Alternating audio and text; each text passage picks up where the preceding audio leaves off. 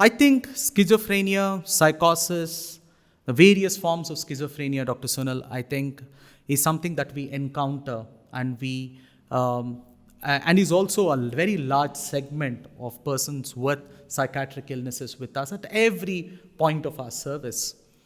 Um, can we give it an outlook to talk about what are the treatment options? What should one expect as recovery to get to the whole aspect of recovery in schizophrenia, and how could one live with schizophrenia? We'll cover these in various parts of our conversations. But if you could give a quick snapshot of how could one explore schizophrenia treatment options with us. Certainly. First thing for people who are going through schizophrenia or a family member who's looking for services or treatment or rehabilitation of a person who is going through schizophrenia for their loved one, first thing is always approaching the mental health professionals. Unfortunately, in our own country, because the mental illness is looked at differently, the understanding of mental illness not being so good, most often they approach mental health professionals much, much later.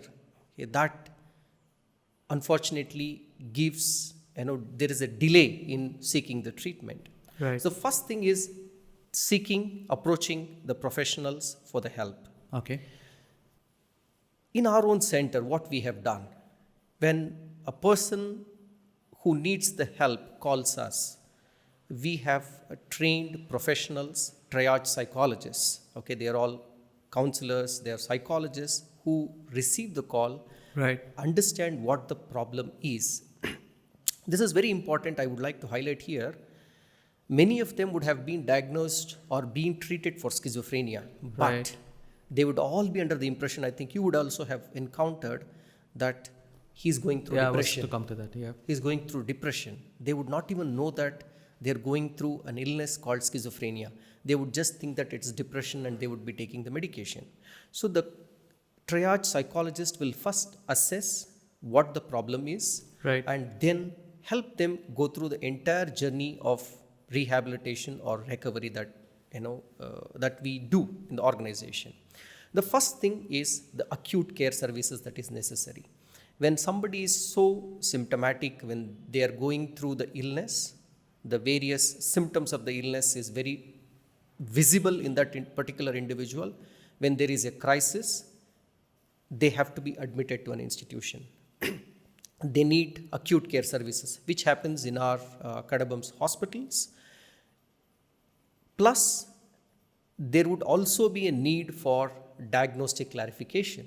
Right. We need to be sure that it is schizophrenia, it is not anything else. Sure. Because schizophrenia can be confusing. Many a times there can be many other problems, psychiatric problems, which can resemble schizophrenia. So the professionals have to evaluate, they have to do their own assessment and testing to confirm schizophrenia. Once the confirmation of diagnosis of schizophrenia is made and the crisis or that emergency is taken care of, Right. the first line of management is always medicines. Okay, without medicines, there is no recovery in schizophrenia. That is the starting point. Right. And what kind of medicines helps this individual, what is the appropriate dosage, whether it's only the oral medications, tablets that they have to swallow, or injectables that needs to be given. All these things will be in breadth discussed by the professional psychiatrists with the family members and the person who is going through schizophrenia, and medicines would be given. Once they start taking medication, gradually the symptoms of schizophrenia will come down, which might take a week, 10 days, or maybe few months for that recovery to start. Is that the end? No, that is the beginning. Okay, Right. Medicines are the beginning. With medicines, we are trying to manage the symptoms. From there, the actual journey of recovery starts. Because the schizophrenia is associated with impairment, or it could be associated with, in some individuals, disability as well. So for impairment and disability, it is very important that they receive appropriate services, which is called as rehabilitation or psychosocial services. So will a family be informed about the degree of impairment and disability, or is it something that is spoken about within the clinical team? At Cardamom's hospitals, we are a multidisciplinary team. Okay. It's not just a psychiatrist. It is a psychiatrist who is supported with a clinical psychologist, a family therapist, or psychiatric social worker. So it's an entire team who will do the assessment and understand what are those impairments that this individual has, or if there is already a disability that has set in, what is the degree of disability that is there. Based on that, the appropriate interventions and recommendations are made. Great. So moving on from there, when we encounter impairment and disability, they need psychosocial interventions. So these psychosocial interventions, we look at it, one as short term, another one as long term. The short term is, in the short term, the objective is we give medications, and medications take time to act. And the person is not understanding that there is a need for medication. The insight, that is understanding that they have a problem itself, is not there in majority of the individuals, or over 90%. So there is high chances that they will stop taking medication if it is just advised and they are sent home. Right. The first thing is compliance to the medication. That happens when we are looking at short-term rehabilitation. Second, because of having the illness, and the impairment that is there, that is associated because of having their symptoms, they will have issues in their own life. They might have discontinued their education. They might have issues with their own self-confidence. Maybe their esteem is low, and personal issues might be there at family level because the family might not have understood what this individual is going through. So all those things needs to be addressed.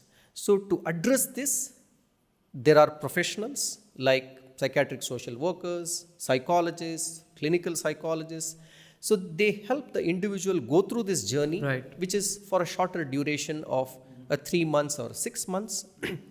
And once that is done, these interventions are continued when the person gets back to society or community or home. Some individuals, when we are, might continue to persist with symptoms of schizophrenia. They might not 100% become symptom free ever in their life. We cannot give up on them. And there are wonderful psychosocial intervention services that is available. First thing is, if they have discontinued the education, because schizophrenia first starts in their adolescent period, and when they are active in their education is when they will have first or the second episodes. There's high chances that they would have discontinued their education. So at our rehabilitation center, we help them continue with the education appropriate to the level of functionality that they have retained with because of the illness. That's one. And after substantially if they have continued the education, if they were working individuals, we help them find jobs, which we call it as supported employment. Either it could be within the organization or the network of the organization. We try and find opportunities for them, help them explore those opportunities and get back to the society. And for some individuals, we do have what we call supported living facilities, which is in a common man's parlance, you can say it as some kind of a PG kind of a place, but it's completely monitored and supported with, where the individual lives in the community under the supervision of professionals and the organization. Excellent. So I think to conclude on, Dr. Sunil, you may agree to this.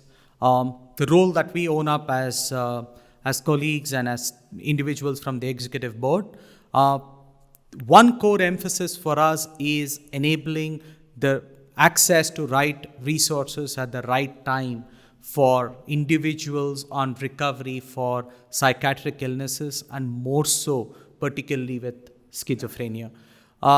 Just to give you a quick snapshot, these supported employment, supported living programs that Dr. Sunil is referring to has been as part of our residential centers and as part of our group for I think over a decade and a half now, 15, Yes, 16 yes, years. around So we've also evolved. We've started off with confectionaries and shops to, we've had a failed and a good attempt with the BPO, and now we're now exploring apprenticeship and internship. So we're open for ensuring that these recovering individuals are rightly placed back into the society.